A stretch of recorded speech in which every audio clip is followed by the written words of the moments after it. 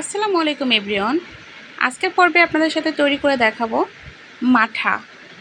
আর মাঠা তৈরি করার জন্য প্রথমে আমার যে উপকরণটি লাগবে সেটি হচ্ছে টক দই। আর আমি আড়ংয়ের টক দই নিয়ে নেব। আপনারা যে কোনো ব্র্যান্ডের টক দই এখানে ইউজ করতে পারবেন, কিংবা ঘরে তৈরি টক দইও ইউজ করতে পারবেন।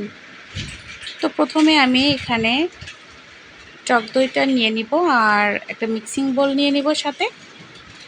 তো আমি এখানে 1.5 কাপ পরিমাণ টক দই একটি মিক্সিং বোলের ভিতরে নিয়ে নিব।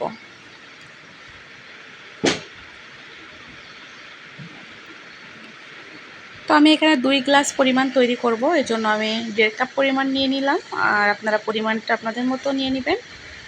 তো এখানে আমি একটু চিনি ইউজ করব, 4 চামচ পরিমাণ। আপনারা চিনির সাহায্যেও ইউজ করতে পারবেন। আর দিয়ে দিব সামান্য পরিমাণ লবণ এবং 1/2 চামচ বিট লবণ। আমি বিট লবণটা একটু বেশি পরিমাণে ইউজ করব। আর দিয়ে দিব লেবু। আমি এখানে একটা লেবু ইউজ করব, আর বড় লেবু হলে হাফ ইউজ করলেও হবে। আমি এখানে একটা ছোট পরিমাণে লেবু দিয়ে দিব, আর একটা লেবুর পুরা রস এখানে অ্যাড করে দিব।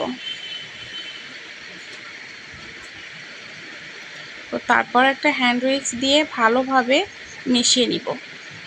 আর ভালোভাবে ফেটাতে হবে, সব উপকরণ একসাথে ভালোভাবে ফেটিয়ে নিব।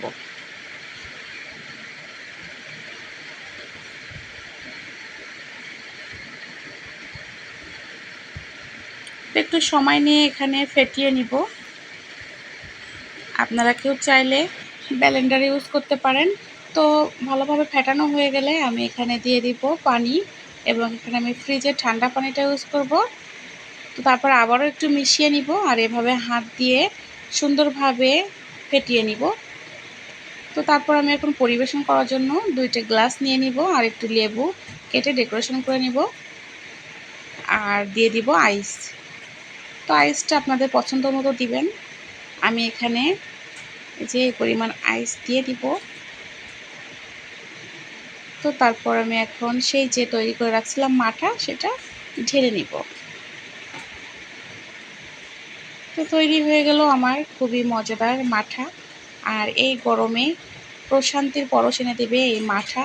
মানে একবার খেলে শরীর মন দুইটাই ঠান্ডা। তো আপনারা চাইলে বাসায় খুবই অল্প উপকরণ দিয়ে তৈরি করে নিতে পারবেন, এবং এই প্রচণ্ড গরমে এই মাঠা আপনাদের পরিবারের সদস্যদের সাথে একসাথে ভাগাভাগি করে খেতে পারবেন। এটা শরীরের অনেক উপকার। তো ধন্যবাদ সবাইকে। আল্লাহ হাফেজ।